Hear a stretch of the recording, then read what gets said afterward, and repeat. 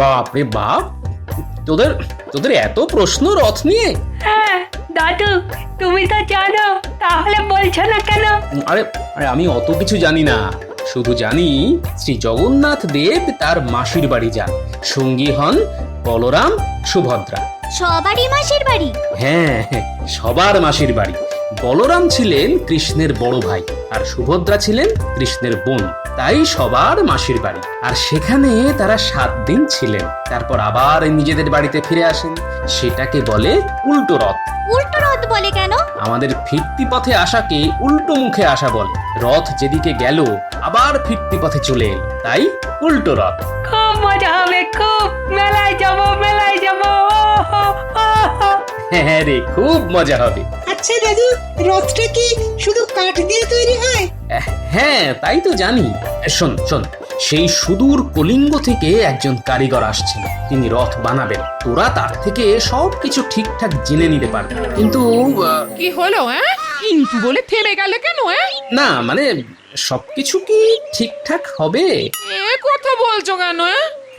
আসলে মন্ত্রী যখন নিজে থেকে আগ বাড়িয়ে কোনো কাজের দায়িত্ব নেন, তখন সেখানে ঠিকঠাক বলে কিছু হয় না গিন্নি, গন্ডগোলটাই হয়। বলো যা, তুমি কি করতে আছো? তুমি না মহারাজের মুশকিল আসান? গিনি, ও গিনি, কোথায় গেলে? এই শুনে যাও শিগগিরি। ওহ, কি হলো? এত জোরে জোরে ডাকছো কেন? কোনো বিপদ ঘটলো নাকি? আরে না না না, বিপদ কিসের? এখন তো আনন্দের সময়, আনন্দের। তোমারই এত আনন্দের কারণ কি শুনি? মন্ত্রীর অবর্তমানে এবার রথযাত্রার রথের দায়িত্ব মহারাজ আমার হাতে দিয়েছেন। তুমি শুধু দেখবে, এবার যা রথ হবে না, সবাই একেবারে ধন্য ধন্য করবে। ও কি হলো, তুমি এত শুকনো মুখ করলে কেন? আর কি বললে? শুধু ও মানে, তোমার কি আনন্দ হচ্ছে না? আনন্দটা হবে কোথা থেকে শুনি? আমার রথে পড়বার মতো না আছে ভালো গয়না, না আছে ভালো শাড়ি। ও তাই এই রথে আমার মন চায় না। তোমার আনন্দ হয়েছে, তুমি আনন্দে নাচো। আচ্ছা আচ্ছা, ঠিক আছে, তোমার গয়না আর শাড়ির জন্য কিছু মুদ্রা আমি মহারাজের থেকে চাইবো। কি খুশি তো? হ্যাঁ, এবারে খুশি, খুব খুশি।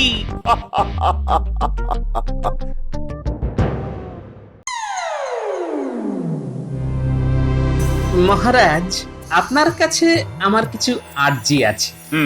তা বলে ফেলো গোপাল। মানে ওই কথাটা এই রথযাত্রা বিষয়ে। এই শুরু হলো গোপালের চালাকি। গোপাল, মহারাজ যখন শুনতে চেয়েছেন, তাহলে বলো, ভনিতা করবার কোনো দরকার দেখছি না। মহারাজ, আমাদের রাজ্যে অনেক গরিব চাষি আছে, গরিব মুদি আছে, আপনি তো সেসব জানেন মহারাজ। জানি তো। তাই ওই রথযাত্রা উপলক্ষে এদের জন্য কিছু অর্থের বন্দোবস্ত করতে পারলে খুব ভালো হতো।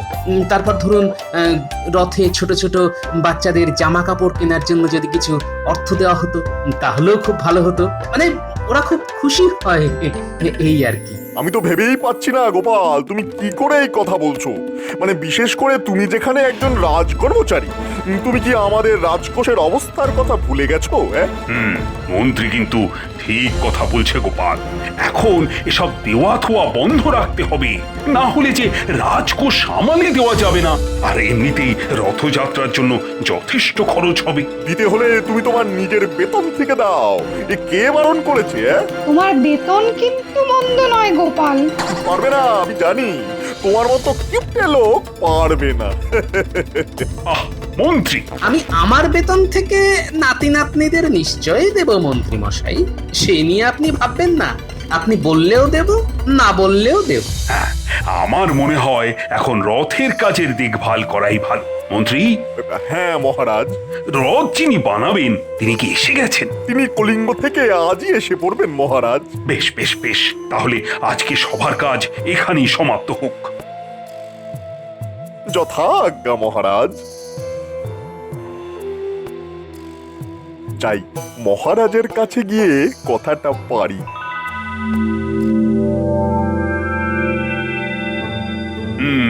কি বলতে এসেছো মন্ত্রী? মহারাজ, এই মাসের বেতন কি অগ্রিম হতে পারে? মানে আমার একটু সংসারে টানাটানি চলছে। হ্যাঁ, সে কি, তুমি নিজেই তো বললে রাজকোষের অবস্থা নাকি মোটেই ভালো নয়। এখন তোমাকে অগ্রিম অর্থ দিতে গেলে যে বাকিদের প্রতি সুবিচার করা হয় না মন্ত্রী।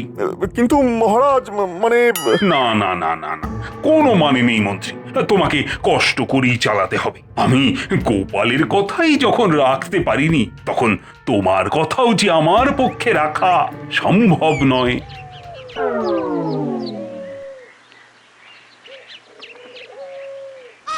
এই যে শোনো, তোমাকে অনেক খবর দেওয়ার আছে। অনেক খবর? হে, বলো তো শুনি। আমি না এই ময়ূরকণ্ঠী রঙের শাড়িটা নিয়ে এলাম কাপড়ের দোকান থেকে। রথে পরবো বলে দামটা কিন্তু বেশ সস্তা, মাত্র 1000 স্বর্ণ মুদ্রা। কিন্তু 1000 স্বর্ণ মুদ্রা তো এখন আমার কাছে নেই। হ্যাঁ, আহা, আমি তো ধারে নিয়েছি, তুমি মহারাজের থেকে পেলে দিয়ে দেবে। আর একটা মুক্তোর মালাও নিয়ে এসেছি, রথের দিন পরবো। এটাও 1000 স্বর্ণ মুদ্রার থেকে একটু কম। ওরে বাবারে, তোমার নাম কি গো? তুমি এই কাঠ দিয়ে এত বড় রথ বানাবে? তুমি কি এখন এই কাঠ দিয়ে রথের চাকা বানাচ্ছ? আহা, তোরা চুপ কর তো। সবাই মিলে এত প্রশ্ন করলে তো মুশকিল হয়ে যাবে। কোনো মুশকিল নেই, কোনো মুশকিল নেই। আমার নাম জগন্নাথ। তুমিও জগন্নাথ বুঝি? হ্যাঁ, আমিও জগন্নাথ, তবে ভগবান জগন্নাথ নই। আমার আর একটা নাম ছিল, কিন্তু প্রতি বছর আমি রথ বানাই বলে সবাই আমাকে এখন ওই জগন্নাথ বলেই ডাকে। আমাদের রথের গল্প বলো কাকু। রথের গল্প? সে তো কত গল্পই আছে। আচ্ছা আচ্ছা, তোমাদের একটা কথা বলি। হ্যাঁ, বলো বলো। এই যে রথ দেখছো, এতে কটা কাঠ লাগে জানো? আমাদের মানুষের শরীরে 206 খানা হাড় আছে, আর এই রথ বানাতেও 206 খানাই কাঠ লাগে। আমাদের মানব শরীর আর এই রথ একই গো, এক। বলো কি, এটা তো জানা ছিল না। কত কি তো আমরা জানি না। উল্টো রথের পর রথ জ্বালিয়ে দেওয়া হয় জানো, আবার পরের বার নতুন কাঠ এলে নতুন রথ তৈরি করতে হয়। আরে, এসব তো কিছুই জানতাম না কারিগর ভাই। তুমিও কি ওই 206টি কাঠ দিয়েই রথ বানাবে? নিয়ম যখন আছে তখন সে নিয়ম তো পালন করতেই হবে কর্তা। বেশ বেশ বেশ। শোন, তোরা সব রথ বানানো দেখতে থাক। হ্যাঁ, আমি একটু ঘুরে আসি, ফেরার পথে তোদের নিয়ে যাব। আচ্ছা দাদু। রানীমা কেন ডেকে পাঠালেন? আশা করি সব কুশল আছে। ওই যে ভোলা ময়রার দোকান। যাই, ওর সাথে একটু কথা বলে আসি। এই যে ভোলা, সবকিছু ভালো তো? হ্যাঁ গোপাল দাদা, বলি কিছু মিষ্টি খাবে নাকি? মিষ্টি?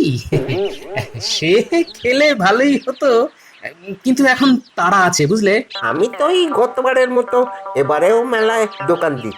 রসবড়া, চিবে গজা, জিলিপি আর ওই অমৃতি সব ভাজবো। বাহ বাহ বাহ, খুব ভালো খুব ভালো। এই তখনই তোমার ভাজা গরম গরম মিষ্টি খুব ভালো করে খাবো। হ্যাঁ, নিশ্চয়ই। এখন চলি গো।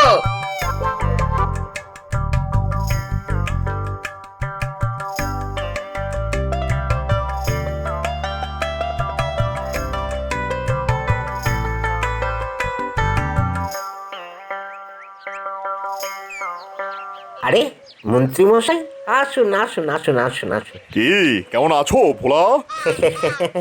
আপনাদের আশীর্বাদে ভালোই আছি। খুব ভালো ভালো মিষ্টি রয়েছে দেখছি। খাবেন তো? দাও দেখি। আমাদের 3 জনকে 2টো করে রসগোল্লা, 2টো করে ছানার গজা। নিশ্চয়ই নিশ্চয়ই।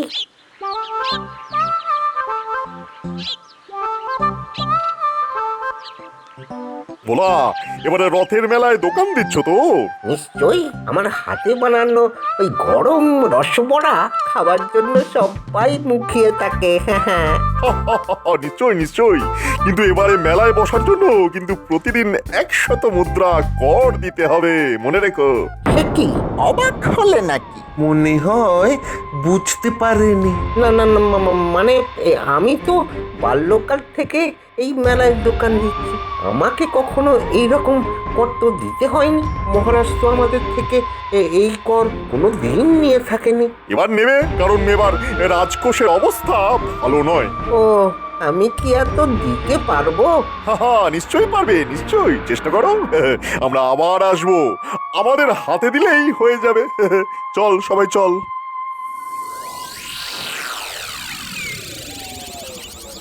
প্রণাম রানীমা, আপনার সাথে গোপাল ভাঁড় দেখা করতে এসেছেন। হ্যাঁ, পাঠিয়ে দাও।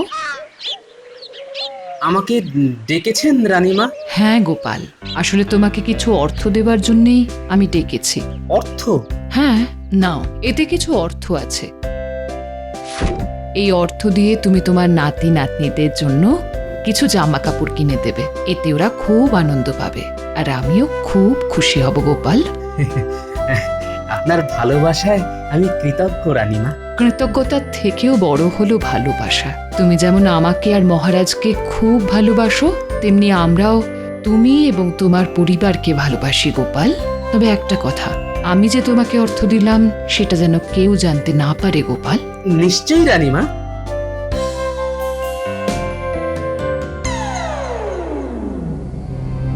গোপাল এই সময় এখানে কি করছে? হাতে কি থলি দেখলাম মনে হলো। গোপাল নিশ্চয়ই রানীমার থেকে কিছু পেল। উফ, গোপালের এত ভাগ্য দেখে আমার হাত পা একেবারে জ্বলে যায়। আমার এমন ভাগ্য হলো না। বলি, কি হলো তোমার ভোলা? এই তো একটু আগে তোমাকে কত হাসি খুশি দেখে গেলাম, আর এখন মাথায় হাত দিয়ে কিরকম মনমরা হয়ে বসে রয়েছো। মন্ত্রী মশাই তো বলে গেলেন এবারে রথের মেলায় দোকান দিতে হলে প্রতিদিন 100 মুদ্রা করে কর দিতে হবে। সে কি? এটাই নাকি মহারাজের আদেশ।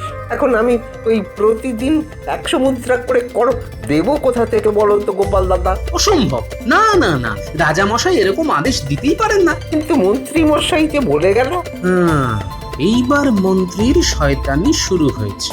না, আমিও এর শেষ দেখে ছাড়ব। তুমি কিচ্ছু চিন্তা করো না, আমাকে কাল রাজসভায় যেতে দাও। আমি এই বিষয়ে কাল রাজসভায় প্রশ্ন তুলব। এটা কৃষ্ণনগর, মগের মুলুক নয়।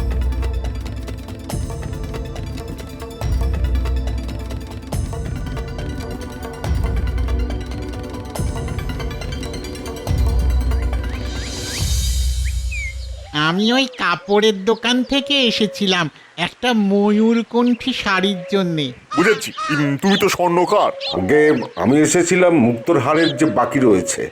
কি ব্যাপার গিন্নি, এরা এখন কেন এসেছে? ও মা, আজ বাদে কাল রথ, এখন আসবে না তো কখন আসবে শুনি? ও হ্যাঁ, পরশুই তো রথ। তাহলে তাহলে আর কি, সর্বনাশ হয়ে গেল। যেটুকু অবশিষ্ট ছিল সেটুকুও গেল। ওদিকে গোপাল তার নাতি নাতনিদের জামা কাপড় কিনে দিচ্ছে। উফ, কি ব্যাপার গো, বলে বিড়বিড় করছো কেন? বিয়ে না মানে হিসেব করছিলাম, হিসেব করছিলাম। এত হিসেবের কি আছে? তোমার কি আর মনে আছে? আমি তোমায় হিসেব বলে দিচ্ছি। আমার ময়ূরকণ্ঠী শাড়ির জন্য 1 সহস্র মুদ্রা। এই নাও। আগে আপনার অনেক কৃপা। আর ইনি পাবেন 900 মুদ্রা। বোঝো কাণ্ড, এ তোমার সেই মুক্তার মালার জন্য? হ্যাঁ গো হ্যাঁ।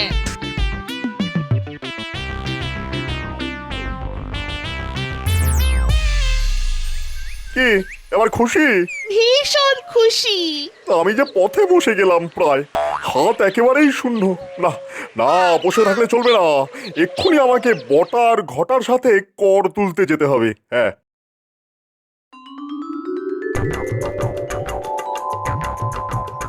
কি সুন্দর হয়েছে রথখানা। কত বড় রথ, চোখের সামনেই তো তৈরি হতে দেখলাম। কিন্তু এত বড় রথ উল্টো রথের পর নষ্ট করে দেওয়া হবে? এছাড়া যে আর উপায় নেই। সামনের বছর নতুন রথ হবে। তবে কেউ যদি চায় রথ রেখে দিতে তা সে পারে, কিন্তু এই রথ কখনোই সামনের বছর ব্যবহার করা যাবে না। হ্যাঁ, তুমি এবার আমাদের জগন্নাথ দেবের গল্প বলো। গল্প? আচ্ছা আচ্ছা আচ্ছা, শোনো তোমরা, শোনো শোনো।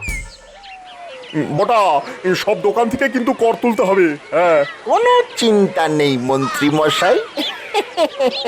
যদি কেউ না দিতে চায় তাহলে কি করব? ধরে ওই লাঠি পেটা করতে পারি। না না, ওসবের দরকার নেই। এখানে যারা এসেছে সবাই তো জানে যে মেলা শুরু হওয়ার আগেই কর দিতে হবে, নাহলে দোকান তুলে দিতে হবে। হ্যাঁ, বুঝে গেছি, চল ঘটা কাজে নেমে পড়া যাক। এই যে আবুল, বড় লাটিম খেলার দোকান দিয়েছ দেখছি, সাথে মাটির পুতুল। বাহ বাহ, এবারে কর দিয়ে ফেলো। হ্যাঁ, কর দেব না। বটে কর দেবে না? তাহলে তোর দোকান তো আর থাকবে না।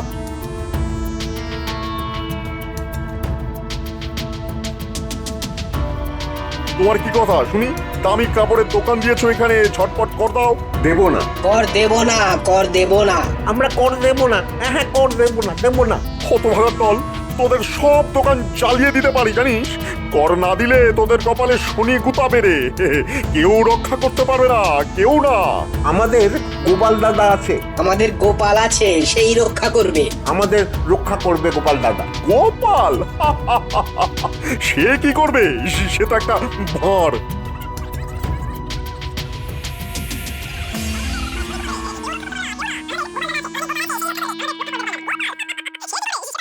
আর মন্ত্রী, তুমি একটা বদমাইশ। কে? মহারাজ, আপনি এখানে? তোমাকে তোমাকে ধন্যবাদ জানাই গোপাল। আজ আজ তোমার জন্যই মন্ত্রীর এত বড় বদমাইশি ধরা পড়ে গেল। না মহারাজ, শুনুন, আপনি ভুল করছেন। মানে রাজকোষের অবস্থা তো ভালো না। মন্ত্রী মশাইয়ের হাত টানের স্বভাবটা আর গেল না। তুমি রথে বসার জন্য প্রতিটি দোকান থেকে 100 মুদ্রা করে কর নিচ্ছ। আমি কি এত দরিদ্র বলে মনে হয় তোমার? ছি ছি ছি ছি ছি।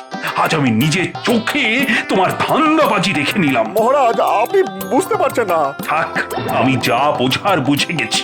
তোমাকে এই মুহূর্তে বরখাস্ত করা হলো, আর তোমার এই 2 শাগরেদকে এখান থেকে তাড়িয়ে দেওয়া হবে। ওরে বাবা রে!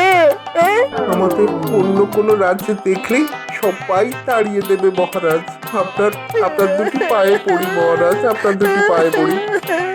তোমরা দূর হয়ে যাও। আর মন্ত্রী, তোমাকে রথের দায়িত্ব আর নিতে হবে না, তুমিও বিদেয় হও। আজ থেকে গোপালই রথের সব দায়িত্ব নেবে। জয় গোপালের জয়, জয় গোপালের জয়।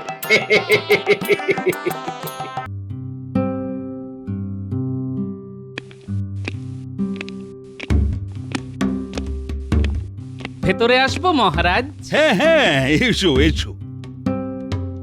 খুব একটা জরুরি কথা বলবো বলে এই 7 সকালেই তোমাকে ডেকে পাঠিয়েছি। কি জরুরি কথা মহারাজ? বুঝলে গোপাল, অন্যান্য বছরের তুলনায় এবার কৃষ্ণনগরে শস্যের ফলন কিন্তু বেশ কম। সে তো জানি মহারাজ, কিন্তু এর প্রতিকারের কোনো ব্যবস্থা কি তোমার জানা আছে? মানে কি করলে আমার রাজ্যে ফলন বেড়ে যাবে? দেখো, দিন দিন এ রাজ্যে লোক সংখ্যা বাড়ছে, আর লোক সংখ্যার হারে ফসলের ফলন যদি না বাড়ানো যায় তাহলে তো আগামী দিনে রাজ্যে একেবারে খাদ্য সংকট দেখা দেবে। এটা একেবারে খাঁটি কথা বলেছেন মহারাজ। তাই বলছি, মাথা ঘামিয়ে কিছু একটা উপায় বের করো গোপাল। দেখুন মহারাজ, আমার মনে হয় আমাদের প্রতিবেশী রাজ্যগুলোর মধ্যে যে রাজ্যে এবার যথেষ্ট ফলন হয়েছে সেই রাজ্যে গিয়ে তাদের চাষের পদ্ধতি নিজেদের চোখে দেখে এসে সেই মতো ব্যবস্থা নেওয়া দরকার। তা তেমন কোনো রাজ্যের কথা জানো নাকি তুমি? বিলক্ষণ জানি মহারাজ। বর্ধমানে পরপর বছর খুব ভালো ফলন হয়েছে, আর তার মূলে তাদের আধুনিক সেচ ব্যবস্থা। তাই নাকি? তাহলে তো সব সরেজমিনে দেখে আসার জন্য কাউকে পাঠাতে হয়। বিজ্ঞানীকে পাঠাতে পারলে সব থেকে ভালো হতো, কিন্তু সে তো 3 মাসের ছুটি নিয়ে নিজের দেশের বাড়ি চলে গেছে। তাহলে উপায়? আমি নিজে গিয়ে দেখে আসতে পারতাম, কিন্তু মহারাজ আমি তো চাষবাসের কিছুই বুঝি না। তাই বলছি কি, আপনি ওই মন্ত্রী মশাইকেই না হয় পাঠান। মন্ত্রী? এই কথাটা খুব একটা খারাপ বলনি বটে। হ্যাঁ, তাহলে আজই রাজসভায় গিয়ে মন্ত্রীকে এই বিষয়ে আমার আদেশের কথা জানিয়ে দেব। সেটাই ভালো হবে মহারাজ। আমি তাহলে এখন আসি মহারাজ। হ্যাঁ হ্যাঁ, এসো এসো এসো। কই গো গিন্নি, কোথায় গেলে গো? বলো কি বলবে বলো। তাড়াতাড়ি নাকে মুখে গুঁজে আজ একেবারে সময় মতো রাজসভায় পৌঁছতে হবে। তাহলে পুকুরে গিয়ে ডুব দিয়ে এসো, তার মধ্যে আমার মাছের ঝাল হয়ে যাবে। যাও। তাহলে মন্ত্রী, তুমি বর্ধমান যেতে রাজি তো? এই গরমে বর্ধমান? আচ্ছা, অন্য কাউকে পাঠালে হয় না? আমি যখন তোমায় যেতে বলছি তখন তোমাকেই যেতে হবে। অবস্থা। আর যেতে হবে অতি সাধারণ পোশাকে, নিজের পরিচয় গোপন করে। সে কি, বর্ধমান রাজ্যে যাব আর রাজার আতিথেয়তা গ্রহণ করব না? না, করবেন না।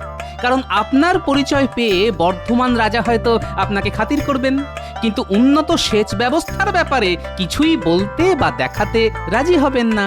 গোপাল কিন্তু এটা একেবারে খাঁটি কথা বলেছে মহারাজ। কারণ ওই বর্ধমান রাজা হয়তো চাইবেন না তার উন্নত সেচ ব্যবস্থা আমরা জেনে যাই। দেখেছো, মাথা মোটা সেনাপতিটাও কেমন পেট মোটা গোপালের তালে তাল বাজাচ্ছে। ঠিক আছে মহারাজ, যাব। যাব না, কাল সকালেই বেরিয়ে পড়বে।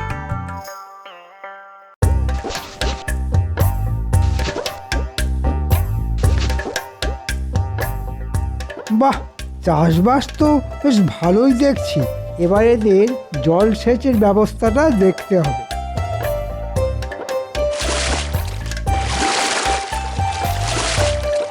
এরকম সেচ ব্যবস্থা তো আমাদের ওখানেও আছে। এই দেখার জন্যে এত গরমের মধ্যে আমাকে এখানে পাঠালো? বাবুকে যেন নতুন মনে হচ্ছে। হ্যাঁ, বেড়াতে এসেছি। আচ্ছা, তোমরা কি এভাবেই চাষের জমিতে জল দাও? হ্যাঁ বাবু। আচ্ছা, এই জলাশয়ের জল ফুরিয়ে গেলে কি করবে? তখন ডোঙায় করে জল তুলে মাঠে দেবে কি করে? ওখানেই তো মজা। ভালো করে তাকিয়ে দেখুন। কি দেখতে পাচ্ছেন? জলাশয়ের ধার ঘেঁষে মাটির উঁচু পাঁচিল। ওটা আদপেই পাঁচিল নয়, ওটা আসলে একটা বাঁধ। নদীর জল, বৃষ্টির জল সব ওই বাঁধেই ধরা আছে। জলাশয়ের জল ফুরিয়ে গেলে আমরা ওই বাঁধের একটুখানি অংশ কেটে নিয়ে জলাশয়ে জল ঢুকিয়ে আবার কাটা অংশ বন্ধ করে দিই। বাহ, খুব আধুনিক ব্যবস্থা তো। এবার ওই যে লোকটা ডোঙা টানছে, ওর সাথে কথা বলে এর কথাগুলো একটু যাচাই করে যাই। এই যে ভাই, শুনছো? এই, এ কি দেখছি? এ তো হুবহু আমাদের সেনাপতির মতো দেখতে, শুধু গায়ের রংটা একটু চাপা। কিছু বলছেন বাবু? হ্যাঁ, মানে কি নাম তোমার? আমার আবার নাম? আমি হলাম এই জমির ক্ষেত মজুর। তবে বাবা মায়ে একটা নাম দিয়েছিল বটে, নিত্যানন্দ। নেতাই নামেই সকলে আমায় ডাকে। তা নেতাই, এই জমিতে কাজ করে দিনে কত মজুরি পাও? আগে আগে মালিক আমায় খাওয়া পড়া দেয়, আর মাসে 2 টাকা বেতন। হ্যাঁ। এতে চলে তোমার? চলে কি আর বাবু, চলে না। তবে তবে একলা মানুষ তো, তাই কোনো মতে দিন কেটে যায় আর কি। আচ্ছা, খাওয়া পড়া ছাড়াও আমি যদি তোমায় মাসে 25 টাকা বেতন দিই, তাহলে আমার কাছে কাজ করবে? গরিব মানুষের সাথে কেন তামাশা করছেন বাবু? হ্যাঁ, তামাশা নয়, একেবারে সত্যি কথা। রাজি থাকলে এক বস্ত্রে এক্ষুনি চলো আমার সাথে। খাওয়া পড়া সমেত মাসে 25 টাকা বেতন পেলে আমি রাজি বাবু। হ্যাঁ, রাজি রাজি। এখন কদিন তুমি আমার বাড়িতেই থাকবে, কদিন বাদে অন্য বাড়িতে তোমায় পৌঁছে দেবো। আমায় এখন কি কাজ করতে হবে বাবু? কিচ্ছু নয়, শুধু খাবে দাবে, আয়েশ করবে। আর দুবেলা ভালো করে গায়ে পাতিলেবুর রস মাখবে, আর তারপর সাবান মেখে চান করবে। কেন বাবু? তোমার গায়ের রংটা বেশ চাপা, 2-1 দিনের মধ্যেই ফর্সা হতে হবে তোমার। ঠিক আছে বাবু, চেষ্টা করব। রাত হয়েছে, এখন খেয়ে দিয়ে শুয়ে পড়ো। তবে একটা কথা, যতদিন এ বাড়িতে থাকবে ততদিন কিন্তু বাড়ির বাইরে বেরোবে না, এমনকি জানলাতেও দাঁড়াবে না। ঠিক আছে বাবু, ঠিক আছে। আপনি যা বলছেন তাই করব। এখন এখানে অপেক্ষা করো, আমি তোমার খাবারের ব্যবস্থা দেখি। কোন আপদকে আমাকে নিয়ে এলে বলো তো? আপদ বলো না, আপদ বলো না, বলো আমার ভাগ্য দেবতা। তোমার কথার মাথা মুন্ডু কিছুই বুঝতে পারছি না। লোকটাকে একেবারে হুবহু আমাদের সেনাপতির মতো দেখতে। বুঝতে পেরেছি, বুঝতে পেরেছি। আবার কোনো দুষ্টু বুদ্ধি ভর করেছে তোমার মাথায়। তবে দেখো, প্রতিবারের মতো এবারও আবার ভরা ডুবি না হয় তোমার। সব সময় কুকথা বলো না তো। যাও এখন ঘরে গিয়ে ঘন করে এক বাটি পায়েস বানিয়ে ফেলো তো, আমি চট করে একটু ঘুরে আসছি।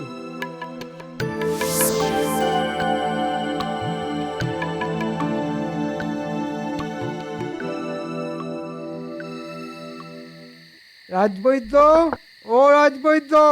আরে মন্ত্রী মশাই, আপনি বর্ধমান থেকে কবে ফিরলেন? আজই। তা এত রাতে আমার বাড়ি কি মনে করে? আর বলো না, বর্ধমান যাতায়াতের ধকলে 2 রাত চোখের পাতা এক হয়নি। তাই বেশ কড়া দেখে একটু ঘুমের ওষুধ দাও তো, যাতে আজকের রাতটা মরার মতো ঘুমোতে পারি। দাঁড়ান, আনছি। পায়েসের সাথে এই ঘুমের ওষুধ মিশিয়ে দেব, আর সেই পায়েস খাওয়াবো আমাদের। এই নিন। সাধারণভাবে ঘুমোতে চাইলে 1টা বড়ি খাবেন, আর মরার মতো ঘুমোতে চাইলে 2টো বড়ি খাবেন। ঠিক আছে।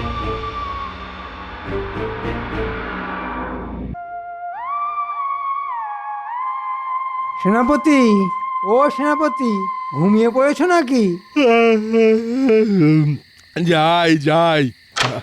আরে মন্ত্রী মশাই যে বর্ধমান থেকে ফিরে এসেছেন? হ্যাঁ গো, এই একটু আগেই ফিরে এসেছি। তা এত রাতে আমার বাড়িতে? বুঝলে ভাই, বর্ধমানের একটা মিষ্টির দোকান থেকে পায়েস কিনে খেলাম। আহা, কি তার স্বাদ! তা সেই গল্প শোনাবার জন্যই বুঝি এত রাতে আমার বাড়িতে ছুটে এসেছেন? না না, গল্প শোনাতে ছুটে আসেনি। আসলে তোমাকে আমি একটু বেশি ভালোবাসি তো, তাই তোমার জন্য এক বাটি নিয়ে এসেছি। এই নাও, তুমি আর তোমার বউ খেও। কদিন হলো আমার বউ বাপের বাড়ি গেছে। আহা, তাহলে তো ময়দান ফাঁকা। তাই নাকি? বাপের বাড়ি? তাহলে তুমি একলাই খেও, তবে এখনই খেয়ে নিও, না হলে আবার খারাপ হয়ে যাবে। ঠিক আছে ঠিক আছে, এখনই খেয়ে নেব। আমি তাহলে এখন আসি ভাই। হ্যাঁ হ্যাঁ, আসুন আসুন। আহ, কি ভালো খেতে! ওফ!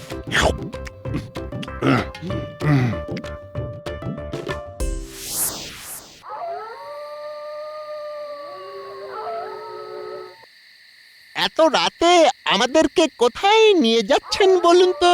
আরে বাবা, এই সামনেই সামান্য একটা কাজ করে দিবি, আর তোদের পাওনা নিয়ে চলে যাবি, ব্যাস মিটে গেল। এ তো সেনাপতি মশাইয়ের বাড়ি। তোরা এখানে চুপটি করে দাঁড়া, আমি চট করে ভেতরটা দেখে আসছি। ব্যাটা মনে হচ্ছে দরজা খুলেই ঘুমিয়ে পড়েছে। দরজা ভাঙার ঝামেলা আর রইল না।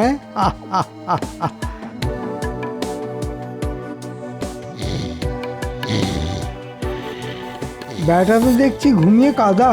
সেনাপতি, ও সেনাপতি, সেনাপতি! মরার মতো ঘুমোচ্ছে। বাহ, ওষুধে জবর কাজ হয়েছে দেখছি।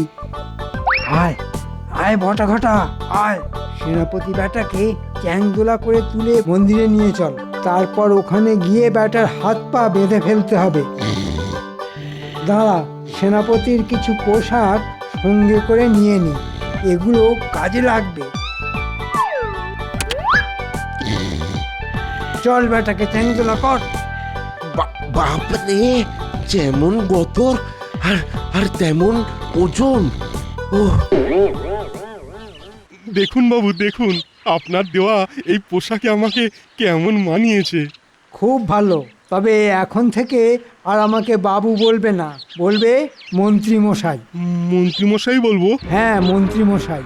আর এখন থেকে তুমি হচ্ছ কৃষ্ণনগরের সেনাপতি। সেনাপতি?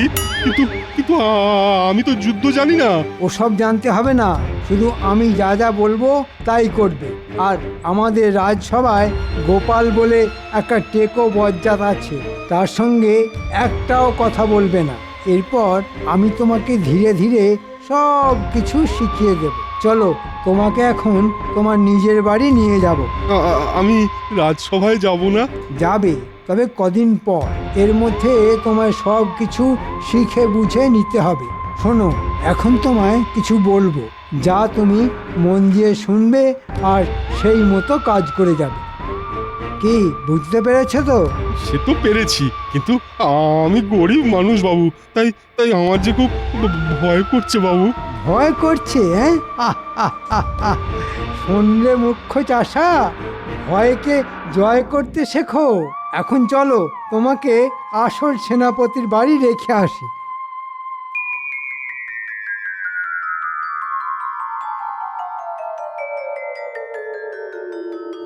এই রে, এই যে গোপাল, এজন্যই বলে যেখানে বাঘের ভয় সেখানে সন্ধে হয়। চলো চলো, পা চালিয়ে আমাদের অন্য পথ দিয়ে যেতে হবে। মন্ত্রী মশাই, আরে ও মন্ত্রী মশাই, বর্ধমান থেকে কবে ফিরলেন? কাল রাতে। আমার এখন কাজ আছে। আরে দাঁড়ান দাঁড়ান,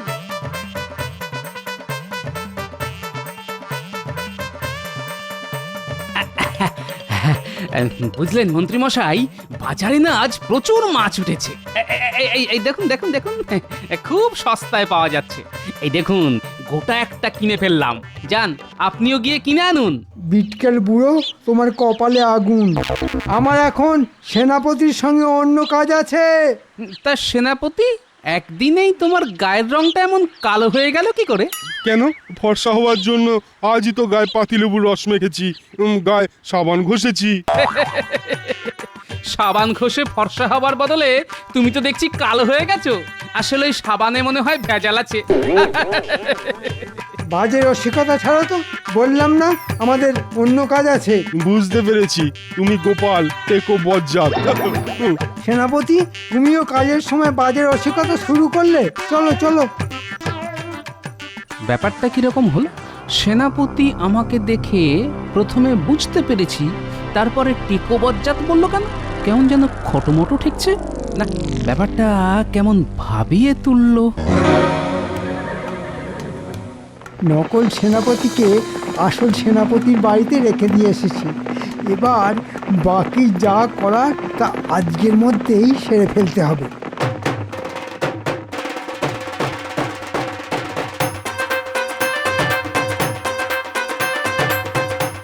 দেখ দেখ, কি সুন্দর একটা চন্দনা পাখি। তাই তো, কি সুন্দর দেখতে।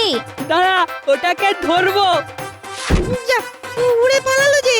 পালিয়ে যাবে কোথায়? ধরবো যখন বলেছি তখন ঠিক ধরবো। চল না, চল।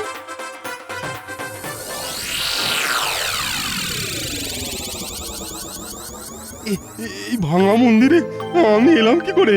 হ্যাঁ, আমার হাত পা বেঁধে এখানে ফেলেই বা রাখলো কে? হ্যাঁ, কে আছো? কে আছো? আমায় উদ্ধার করো। কে আছো? বাঁচাও। যা, এ তো আবার পালালো। ছেড়ে দে গুলটে, ওকে ধরা তোর কর্ম নয়। কে কোথায় আছো? আমায় উদ্ধার করো, দয়া করে উদ্ধার করো আমায়। বাঁচাও, মন্দিরের ভেতর বাঁচাও। থেকে কার যেন গলার আওয়াজ ভেসে আসছে না?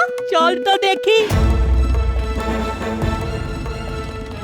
এ কি, সেনাপতি মশাই, আপনি এখানে? আমার আমার হাত পায়ের বাঁধন খুলে দে পুঁটি। কিন্তু আপনার এই অবস্থা কে করলো? মনে হচ্ছে মন্ত্রী মশাই। দাঁড়ান দাঁড়ান, আমরা আপনার বাঁধন খুলে দিচ্ছি।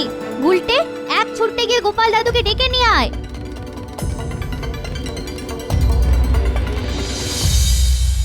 বাবা বাবা বাবা বাবা বাবা, বহুত বড়িয়া মতলব বের করেছো মন্ত্রী।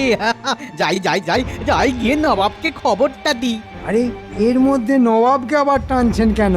সামান্য কজন সৈন্য নিয়ে আপনি নিজে যাবেন আর হাসতে হাসতে কৃষ্ণনগর জয় করে ফেলবেন। লেকিন কৃষ্ণনগরের কোনো সৈন্য কি অস্ত্র ধরবে না? কি করে ধরবে? কারণ সেনাপতির আদেশ ছাড়া সৈন্যরা তো অস্ত্র ধরে যুদ্ধ করে না। আর আমাদের এখনকার সেনাপতি তো নকল। আসল সেনাপতিকে তো আমি ভাঙা মন্দিরে বেঁধে রেখে এসেছি। আর নকল সেনাপতি তো আমার হাতের পুতুল। আমি না বললে সে নড়বেও না আর চড়বেও না। তাহলে কবে যেতে বলছো? বাংলায় একটা কথা আছে, শুভস্য শীঘ্রম। তাই কাল সকালেই আসুন, দেখবেন একবার এই জয়ের ফলে নবাব বাহাদুর খুব খুশি হয়ে আপনাকে কত ইনাম দেবেন। আর তুমি কি চাও? মানে একবার যদি কৃষ্ণনগরে রাজা হতে পারতাম। তুই রাজা হবি? হ্যাঁ, রাজা? আরে বেটা, তাহলে আমি আছি কি করতে? ঠিক ঠিক আছে, ঠিক আছে, তোমাকেই রাজা করে দেবো। হ্যাঁ,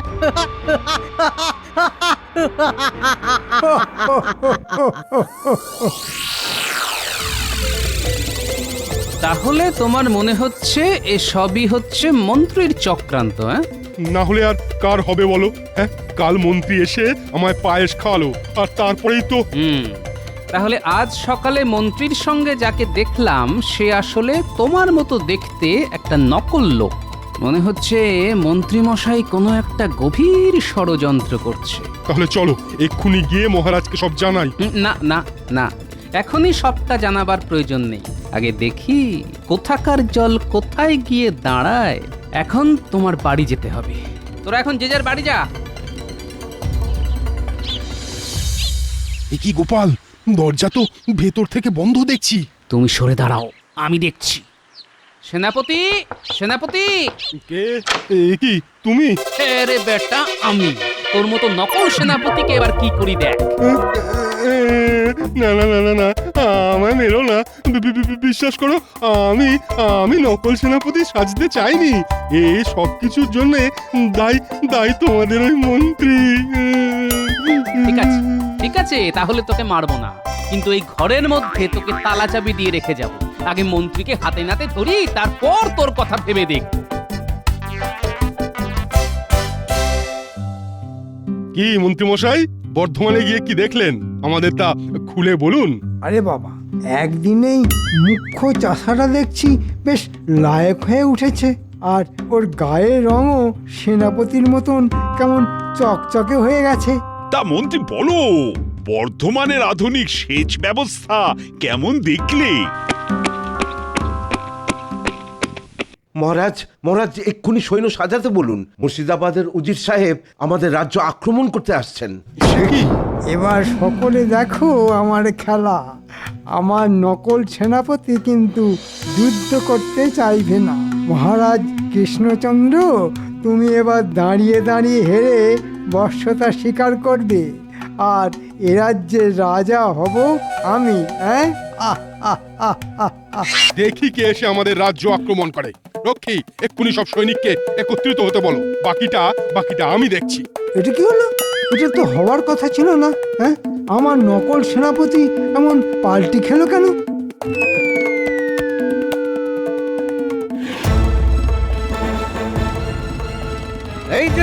এই যে কৃষ্ণচন্দ্র, হ্যাঁ, হয় আমার সঙ্গে যুদ্ধ করো, না হলে আমার হাতে ধরা দাও। এসবের মানে কি? খুব সোজা, তোমার এই রাজ্যটা আমি দখল করতে চাই।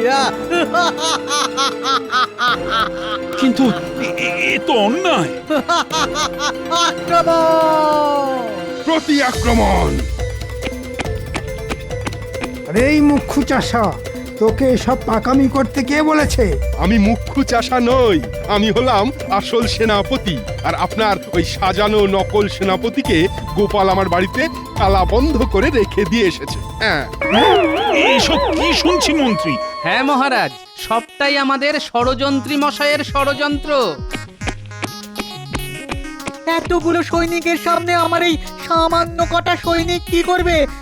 ওরে সকলে পালা পালা পালা পালা পালা পালা পালা পালা পালা, সব পালা। মন্ত্রীকে না, আজ আমি নিজের হাতে কাটবো। ওজি সাহেব, আমাকে সঙ্গে করে নিয়ে যান, সঙ্গে করে নিয়ে যান। ভাগবে এখন। ওরে বাবা, এখন আমি কি করব? আমি এখন কোন দিকে যাব?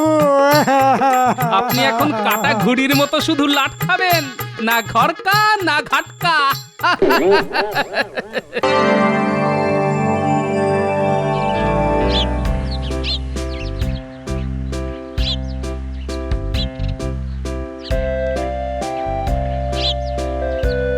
রানীমা, আপনার কাগজ? হ্যাঁ হ্যাঁ, ওখানেই রাখ।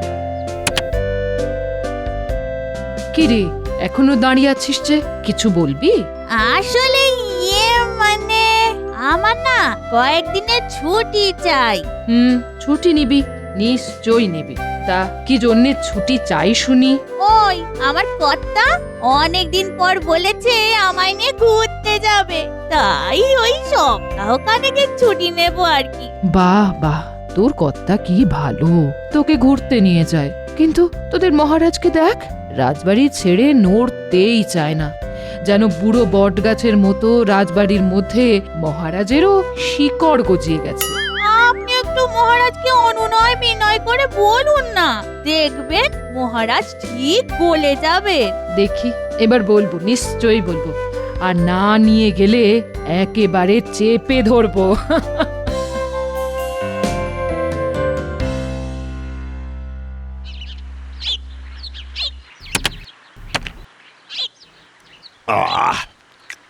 বুঝলে, আজকে মাছের ঝোলটা কিন্তু খাসা বানিয়েছো রানী। আহা হা হা হা, কি স্বাদ! বলছিলাম কি মহারাজ, অনেক দিন তো আমরা কোথাও ঘুরতে যাই না। চলুন না মহারাজ, কয়েকদিন কোথাও ঘুরে আসি। এই গরমে আর কোথায় যাবে বলো তো গিন্নি? বাড়িতে আছি, এই বেশ আছি। আর রোদে বেরোলে মনে হয় যেন চাঁদি একেবারে ফেটে যায়। আমরা কোনো পাহাড়ি জায়গায় যেতেই পারি তো? ওখানে এখন বেশ ঠান্ডা।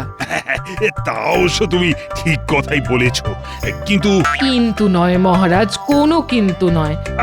ঠিক আছে ঠিক আছে, তাহলে কালকে সকালে রাজসভায় সবাইকে কাজ বুঝিয়ে দিতে হবে।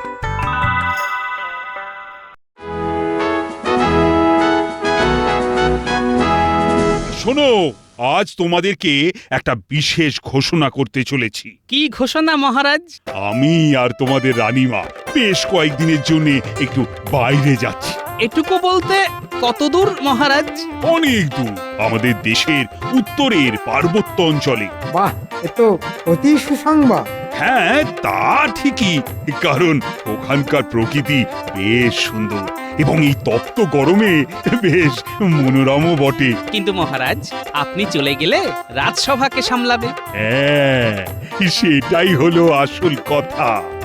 আমি মোটামুটি ওই 3-15 থাকবো না। এই সব রাজপাট তো আর বন্ধ হয়ে যেতে পারে না, তাই আমার সব দায় দায়িত্ব সামলাবে মন্ত্রী। হ্যাঁ, আমি কি আনন্দ! এই মরেছে। ও মহারাজ, মন্ত্রী মশাইকে এই কদিনের জন্য আপনার জায়গায় দায়িত্ব দিলে তো রাজ্যটা পুরো রসাতলে যাবে। তুমি চুপ করো গোপাল, রাজকার্যের তুমি কি বোঝো হে? একটা পেট মোটা ভাঁড় আবার মহারাজকে জ্ঞান দিচ্ছে। তোমরা তোমাদের ঝগড়াটা একটু বন্ধ করো। আর শোনো, আমি না আসা অব্দি ধরে নেবে মন্ত্রী তোমাদের রাজা। আর যেহেতু আমার পরেই মন্ত্রী স্থান, তাই আমি মন্ত্রীকেই এই দায়িত্ব দিয়েছি। কিন্তু মহারাজ, এর আগেও তো অনেকবার মন্ত্রী মশাইকে দায়িত্ব দিয়েছেন, কিন্তু উনি প্রত্যেকবারই আপনাকে কোনো না কোনোভাবে বিপদে ফেলেছেন। না না না না, এবারে আর সেটা করবে না, কারণ আমার মন্ত্রীর ওপর পূর্ণ আস্থা আছে। হ্যাঁ মহারাজ, আপনি কোনো চিন্তা করবেন না, আমি পুরো ব্যাপারটা একেবারে নিজের মতো সামলে নেব। আপনি যাওয়ার সময় যেরকম দেখে যাচ্ছেন, ফিরে এসেও ঠিক একই রকম দেখবেন। আচ্ছা ঠিক আছে, তাহলে ওই কথাই রইল। কালকে থেকে তোমরা সবাই রাজসভায় কিন্তু ঠিক মতো এসো আর নিজেদের কাজ ঠিকভাবে করো। মহারাজ, আমার একটা কথা ছিল। কি কথা? দেখুন মহারাজ, একটা রাজ্য বা রাজসভা যাই চালায় না কেন, তার জন্যে রাজার আদেশ তার প্রজাদের এবং রাজসভাসদদের শোনা উচিত। হ্যাঁ, তা তো 100 বার। তাই আপনি সবাইকে বলে দিন যে আপনার অবর্তমানে যেন সবাই আমার আদেশ মানে। এই শোনো, তোমরা সবাই কিন্তু মন্ত্রী মশাই যা বলবে সব শুনবে, আর ওনাকে রাজ্য চালাতে সব রকমের সহযোগিতা করবে। মহারাজ।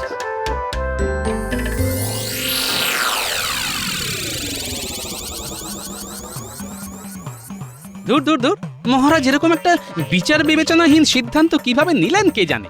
এবার আমাদের রাজসভার সবাইকে জ্বলে পুড়ে মরতে হবে। কি গো, এই কাঠ ফাটা গরমে কি এত চেঁচামেচি করছো বলো তো? আর না চেঁচিয়ে কি করব বলো? এখন আগামী 15 দিনের জন্য মন্ত্রী মশাইয়ের হাতে রাজ্য চালানোর দায়িত্ব। আর মানে তো কলমে মন্ত্রী মশাই এ রাজ্যের আগামী 15 দিনের রাজা। হ্যাঁ, তাই আর কি, আমাদের সাজা। রক্ষে করো ঠাকুর, রক্ষে করো। কে জানে তোমার সাথে আবার উনি কিরকম ব্যবহার করবে। ওহ, সেটাই তো আমি বুঝতে পারছি না। দাও এখন খেতে দাও দেখি, তারপর কালকে কি হবে দেখা যাবে।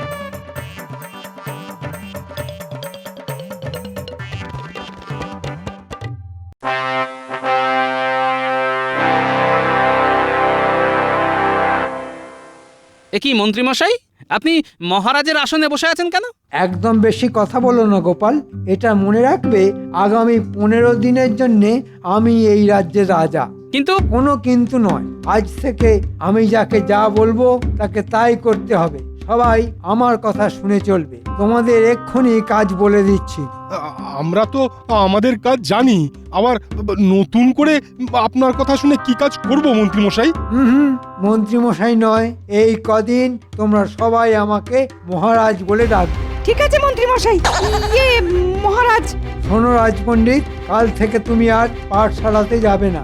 বাচ্চাদের বেশি পড়াশোনা করার দরকার নেই। কিন্তু বাচ্চারা পড়াশোনা না করলে তাদের ভবিষ্যৎ অন্ধকার হয়ে যাবে। সে তখন তাহলে তাদের একটা লণ্ঠন কিনে দেওয়া যাবে। এই কদিন যে কথা আমি বলবো তুমি তাই করবে। আচ্ছা বলুন, তাহলে আমি এখন কি করব? তুমি এখন রাজবাড়ির ময়লা পরিষ্কার করবে। আমি যেন সব সময় চকচকে রাজসভা রাজবাড়ি দেখতে পাই। আর বিজ্ঞানী, বলুন মন্ত্রী, রাজা মশাই। তুমি তো গবেষণা করো কে, তাই তো? হ্যাঁ।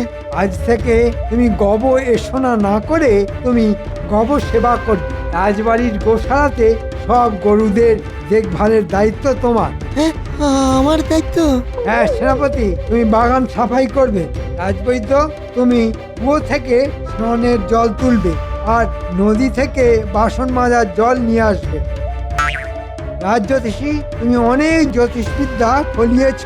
কালকে থেকে শুধু বাসন মাজবে। সভাকবি, তুমি রান্না করবে। সে কি, এই রোগা চেহারা নিয়ে করব আমি রান্না? সব তো ঘেঁটে ঘ হবে, পাবে আমার কন্যা। সব তোমাদের যাকে যা বললাম তোমরা তাই করবে। উফ, এই শুরু হয়ে গেল অত্যাচার। আচ্ছা, সবার তো কাজ বুঝিয়ে দিলেন, কিন্তু আমি কি কাজ করব? তুমি হলে আমার ব্যক্তিগত সহযোগী। আমি তোমাকে যখন যা বলবো তখন তাই করতে হবে। এটা কিন্তু একদম আপনি ঠিক কাজ করছেন না। চাপ বেটা, একদম কোনো কথা নেই। বেশি বগলে সোজা গারদে ঢুকিয়ে দেব। মহারাজ বলেছেন আমি যা বলবো তোদের তাই করতে হবে। কি আপনি আমাদের সাথে তুই তো করি করছেন? প্রহরীকে ডাকবো, গারদে ভরবো। আচ্ছা আচ্ছা, ঠিক আছে ঠিক আছে। হ্যাঁ, পথে এসো চাঁদ বদন। যাও, তোমাদের সবাইকে কাজ বুঝিয়ে দিয়েছি। এবার চুপচাপ কাজ শুরু করে দাও। আমি ইচ্ছে মতো তোমাদের কাজ পরিদর্শন করব। এই গরমে ঠান্ডা পেতে পাহাড়ে গেছেন রাজা, মন্ত্রী মশাই আনন্দে আছেন, আর আমরা পাচ্ছি সাজা। চুপ, তোমরা সবাই কাজ করো। আর গোপাল, তুমি আমার সাথে এসো।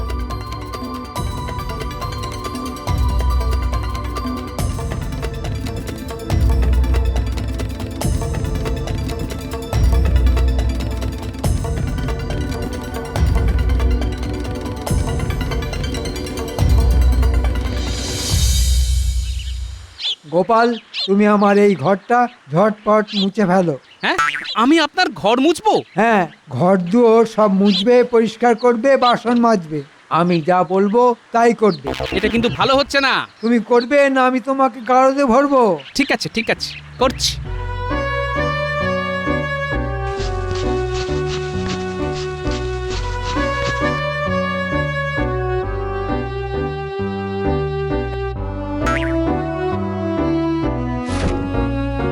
এই গোপাল, আর একবার একটু ঘরে এসো। বলুন। দেখো ঘরের মধ্যে কিরকম ফলের খোসা ছড়িয়ে আছে। এগুলো পরিষ্কার করে জায়গাটা আর একবার মুছে ফেলো। হ্যাঁ, এই তো পরিষ্কার করলাম। আবার কর, এটাই তো তোমার কাজ। অনেক দিন শুধু লোক হাসিয়ে মহারাজকে ফাঁসিয়েছো আর ট্যাঁকে টাকা ভরেছো, এখন ওসব অতীত। কি জ্বালাতনে পড়লাম রে বাবা। খাটতে খাটতে এবার মনে হচ্ছে আমি রোগা হয়ে যাব।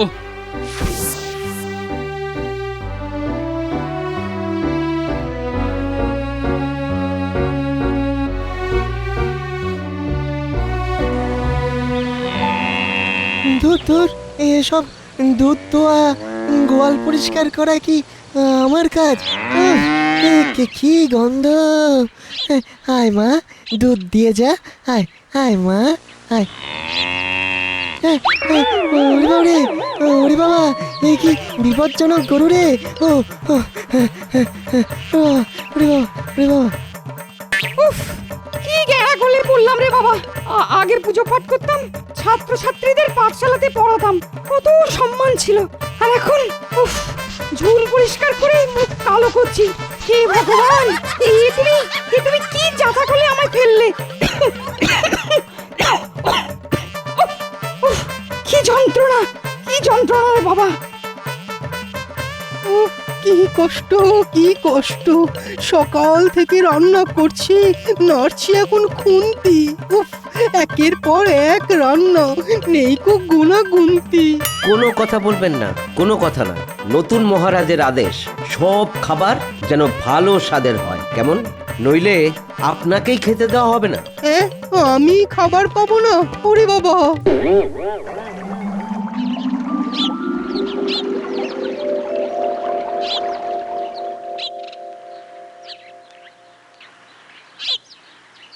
এ কি রাজজ্যোতিষী মশাই, আপনি এসব এঁটো বাসনপত্র নিয়ে কি করছেন?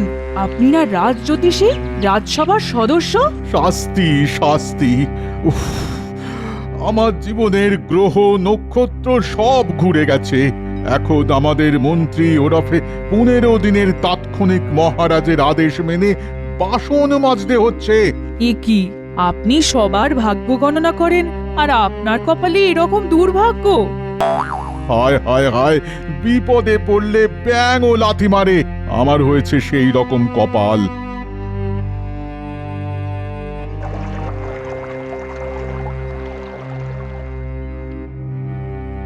সেই কখন থেকে খাবার হাতে নিয়ে বসে আছি, এখন উনি এলেন না। একটু মায়া দয়া নেই গো, বাড়িতে বউ না খেয়ে বসে আছে। ও গিন্নি, মরে গেলাম গো, মরে গেলাম। একটু হাওয়া করো, হাওয়া। হ্যাঁ, এই তো যাই। কি তোমার অবস্থা? হ্যাঁ, রাজসভা ছেড়ে মাঠে ঘাটে চাষবাস করতে গেছিলে নাকি? আর কি করব বলো গিন্নি, সকাল থেকে মন্ত্রী মশাইয়ের আদেশ মেনে খেটেই চলেছি। আমাকে দিয়ে সব কাজ করাচ্ছে। উফ, কি জ্বালা, জীবনটা একেবারে কয়লা হয়ে গেল।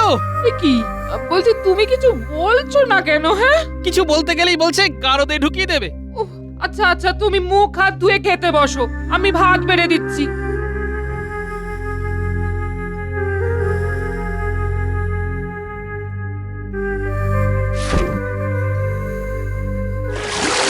আহারে, তোমার কি কষ্ট!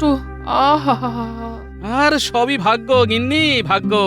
একদিন সুযোগ বুঝে মন্ত্রীকে এমন ফাঁদে ফেলবো না যে উনি কাউকে ডাকার সময় পাবে না, আর ফাঁদ পেরিয়ে বেরোতেও পারবে না। ঠিক আছে, সে না হয় করবে। এখন ঝটপট খেতে বসো তো, আমারও খুব খিদে পেয়েছে। হ্যাঁ, বসো। ভালো করে বাগানে যেন একটাও পাতা পড়ে না থাকতে দেখি। বাপরে বাপ, ভালো করে করছি তো, ঝাঁট দিতে দিতে কোমর ব্যথা হয়ে গেল। ওসব বললে চলবে না।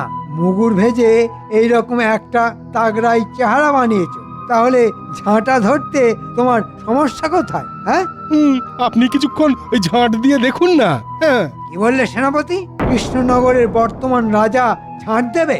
এক্ষুনি কান ধরে দাঁড়াও, নইলে সোজা কারোতে ভরে দেব। আচ্ছা, ঠিক আছে। আপনি তো দেখছি যখন তখন চমকাচ্ছেন। আমি এক্ষুনি ঝাঁট দিয়ে সমস্ত ময়লা পরিষ্কার করে দিচ্ছি। দয়া করে কান ধরার শাস্তি দেবেন না। এই তো কত তাড়াতাড়ি পথে চলে এসেছো তুমি। যাই, একটু ওই দিকটা দেখে আসি।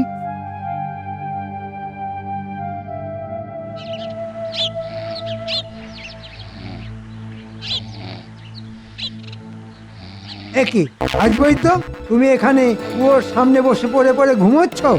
আসবই তো, আসবই তো। আমি, স্নানের জল কোথায়? এই তো এক্ষুনি তুলে দিচ্ছি। শুধু ফাঁকি? কাজের সময় ঘুমালে একদম ধোলাই দিয়ে সব ফাঁকিবাজি বের করে দেব।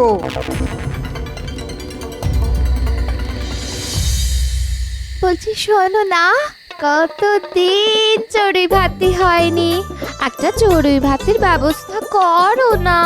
গিন্নি, তুমি এখন যা বলবে তাই আমি করব। মনে করবে এই কদিন তুমি রানী। বলুন আজকে সন্ধেবেলা কি করতে হবে? শোনো গোপাল, তুমি রান্নাঘর থেকে মুড়ি নিয়ে আম তেল দিয়ে ভালো করে মাখো, আর কুচো কুচো করে শসা কাটবে। আমি আর আমার গিন্নি মচমচ করে খাবো। আচ্ছা ঠিক আছে। বায়নার শেষ নেই। আর গোপাল, বলুন আর কি করতে হবে? শোনো, আমার গিন্নির স্বাদ হয়েছে একটা জমজমাট চড়ুই ভাতি করব। তাই রাজবাড়ি থেকে বেশ কিছুটা দূরে একটা ফাঁকা মাঠ আছে। তুমি ওখানে কালকে সকালে বড় বড় বেশ কিছু উনুন খুঁড়বে। কালকে মহাভোজ রান্না হবে। আমি বাইরে থেকে ভালো রাঁধুনির ব্যবস্থা করছি। আচ্ছা মন্ত্রী মশাই। যাও, চটপট মুড়িটা মেখে ফেলো। এই তো পেয়েছি, একটা সুযোগ পেয়েছি। মন্ত্রী মশাই ভুলে গেছেন যে কালকে মহারাজ আসবেন। কালকে আমাদের যন্ত্রণার শেষ হবে আর মন্ত্রী মশাইয়ের যন্ত্রণার শুরু হবে।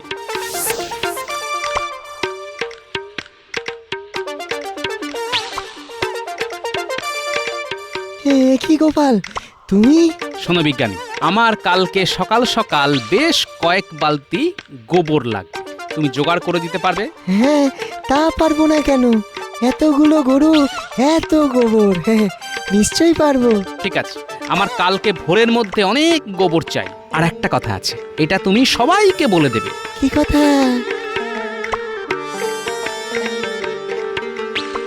তাহলে তো জমে ক্ষীর। হ্যাঁ, এই দেখো, গরুর সঙ্গে থাকতে থাকতে দুধ ক্ষীর ছাড়া কিছু মাথায় আসছে না। এত অত্যাচারের শাস্তি মন্ত্রীমশাই হাতে নাতে পাবেন।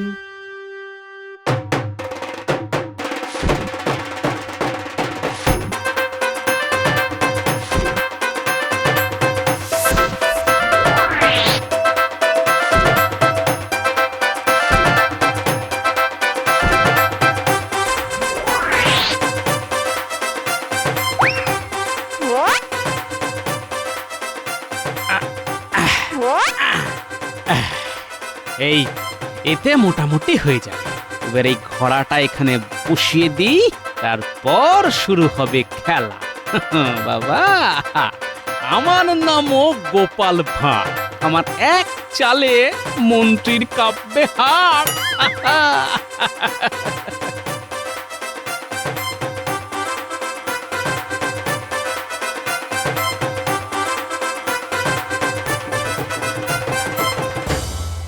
যাই দেখে আস গোপাল সকালবেলায় কাজ শুরু করেছে কিনা। ব্যাটা যা ফাঁকিবাজ, সকাল সকাল ঘুমিয়ে পড়লেই সারা দিনের চড়ুই ভাতি মাটি হয়ে যাবে। কি গোপাল, কাজ কত দূর? কাজ যত দূরই হোক না কেন, আপনার তাতে কি? কি তুমি আমার সাথে এরকম কথা বলছো? তোমার সাহস তো কম নয়। দেখুন মন্ত্রী মশাই, আমি উনুন খুঁড়তে গিয়ে একটা মোহরের ঘোড়া পেয়েছি, আর তাতে যা মোহর আছে তা দিয়ে আমার সারা জীবন চলে যাবে। হ্যাঁ, সে কি? কোথায়? এই তো এখানে, দেখুন না, দেখুন না, পুরোটা তুলতে পারছি না, খুব ভারী তো। এসব কথা আগে বলবে তো, আমি তোমাকে তুলতে সাহায্য করবো তো।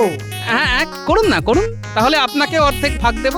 আমার পুরোটাই চাই। ওরে বাবা রে, কে কোথায় আছিস রে? আমাকে বাঁচা রে।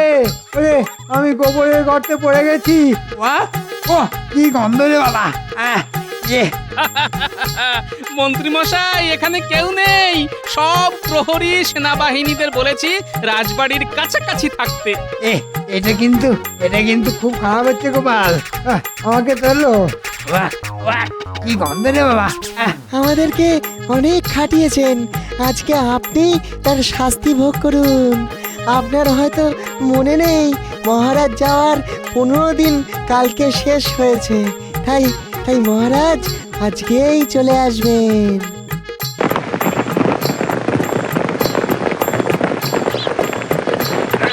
এই থামাও থামাও থামাও, গাড়ি থামাও।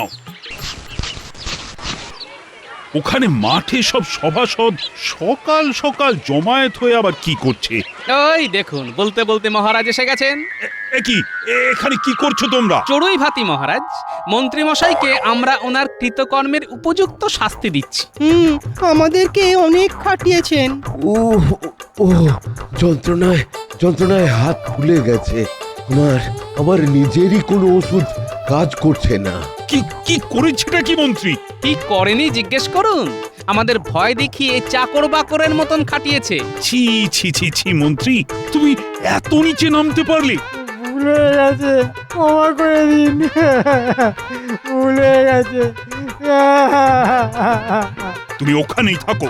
চলো চলো, তোমরা মন্ত্রীকে তোমরা উপযুক্ত শাস্তি দিয়েছ। আগামী 3 দিন ওই গোবরের গর্তের ভেতরেই থাকবে।